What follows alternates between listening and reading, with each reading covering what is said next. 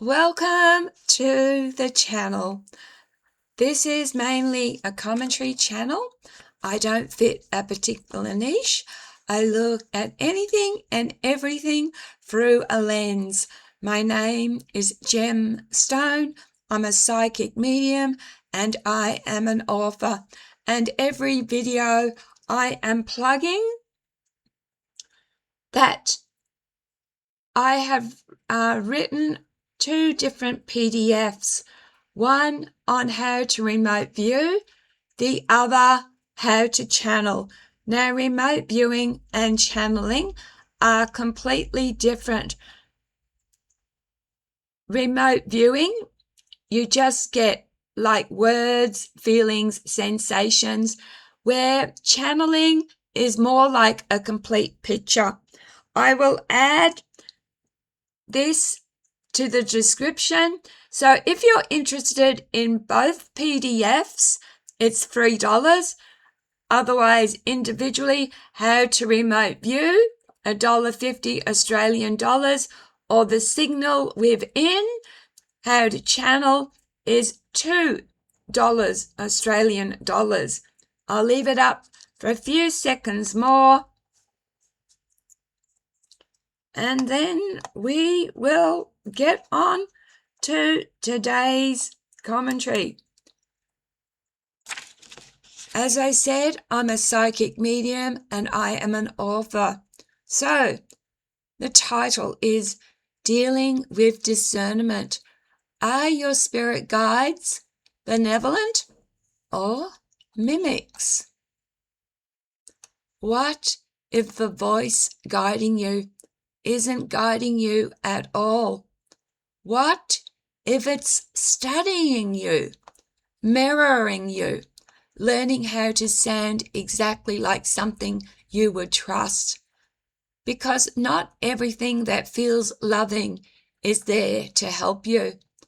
And not everything that speaks with authority has your best interests at heart. So here's the question most people avoid.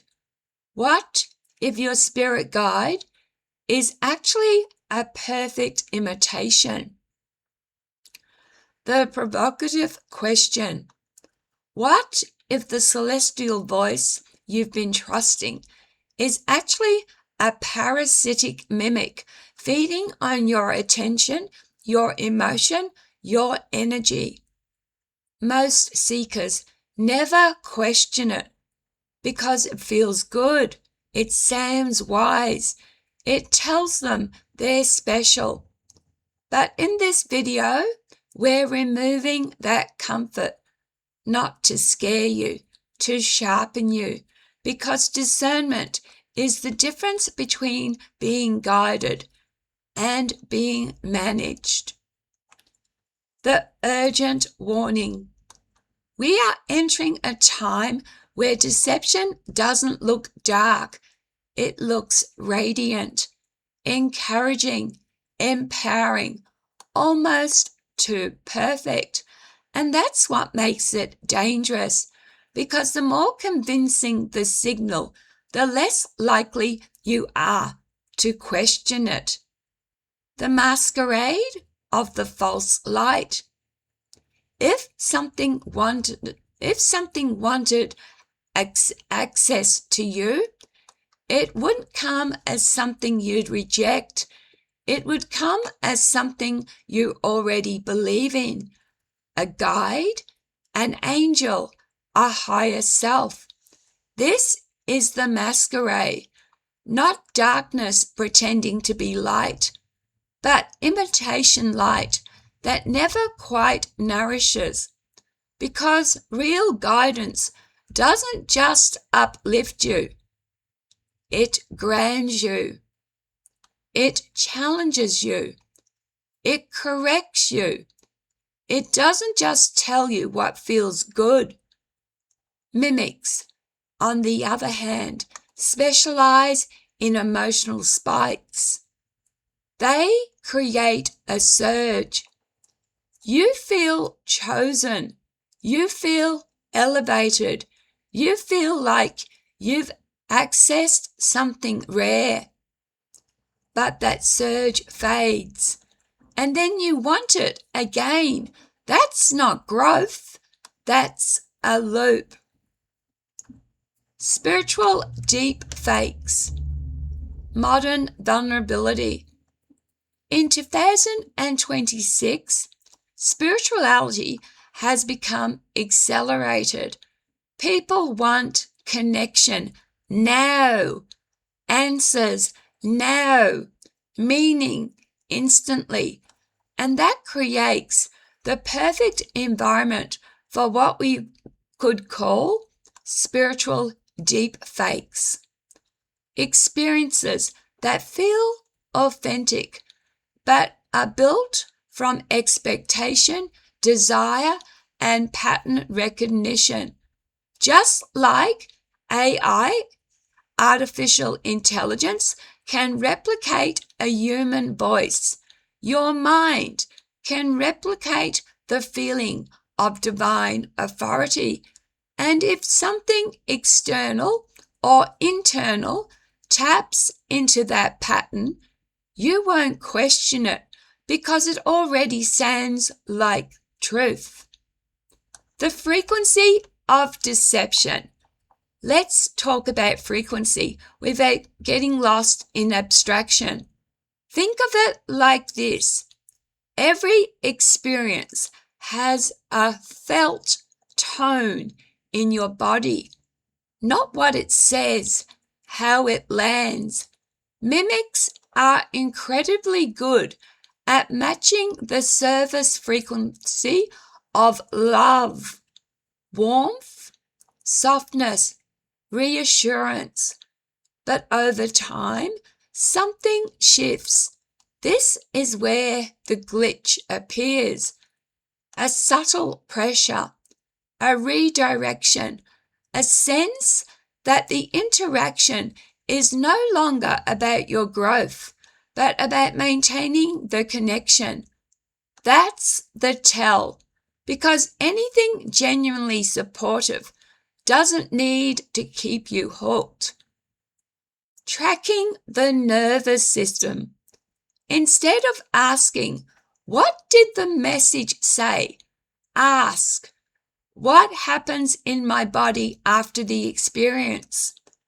Do you feel clear or foggy, grounded or spaced out, independent or reliant on the next message? Truth stabilizes.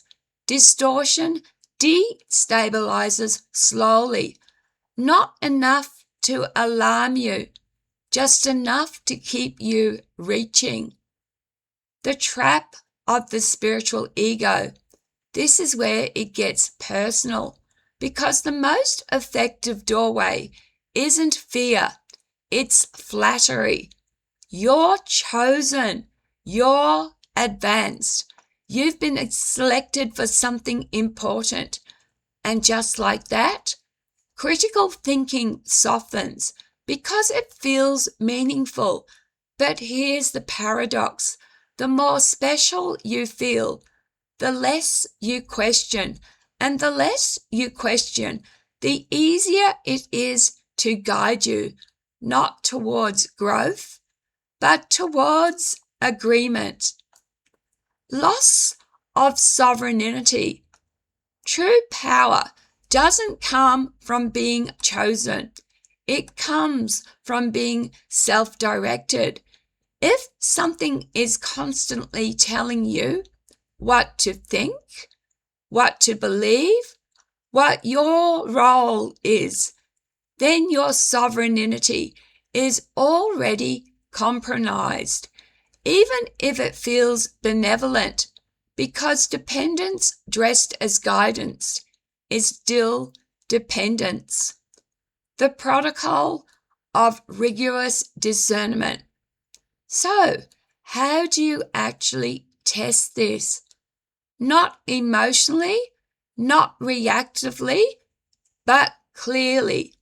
Here is a simple 3-step protocol. Number 1, interrogate the outcome.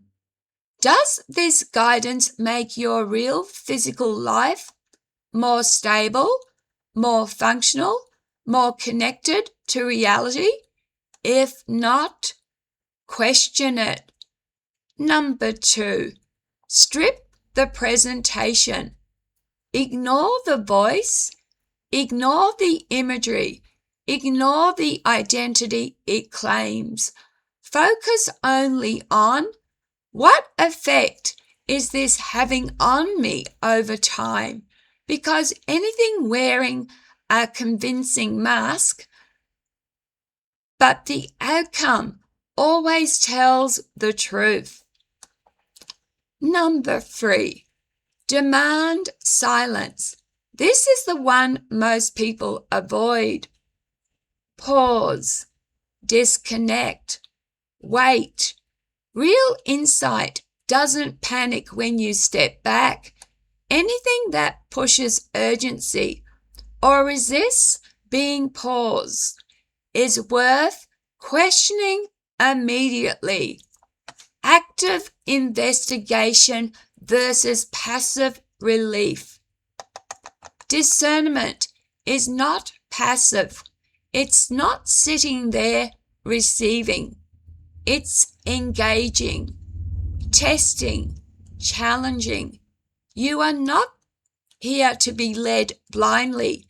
You are here to evaluate everything, even the things that feel sacred, especially those. Reclaiming energetic sovereignty. This is where everything shifts, because the goal isn't to shut yourself off, it's to stand in your own authority, not above anything, not below anything, equal. Daily grounding practices, practical and steady.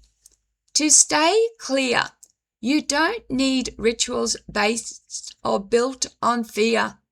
You need consistency, time without input, quiet reflection, physical grounding, walking, touch, breathe, writing insights and reviewing them later, staying connected to real-world feedback.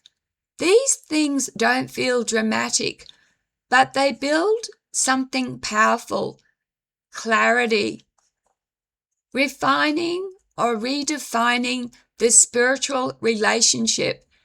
If there is anything beyond us, it doesn't need worship. It doesn't need submission. It doesn't need you to shrink. A healthy framework is simple. Nothing gets authority over your mind without verification. Not a voice, not a feeling, not an experience. Final shift. Blind faith is easy. Discernment takes effort, but it also gives something back. Stability, clarity, self-trust. Closing. So maybe the real question isn't, are my guides real? Maybe it's, am I still thinking for myself? Because the moment you stop questioning, you don't just lose discernment, you lose direction. And whatever is out there, whether it's internal, external, or something in between, should never replace that. Your awareness is not something to hand over. It's something to sharpen. And once you do, nothing false can hold its shape for long. Please drop a comment below, and I ask that you do so with respect. I'll hold this up briefly once again without talking. I want to say I appreciate any and every view. Please be kind to each other. Kindness costs nothing. Smile at a stranger. You might just save someone's life. And please take care of yourselves because your lives matter. You are precious. Love, light, and blessings. My name again is Gemstone.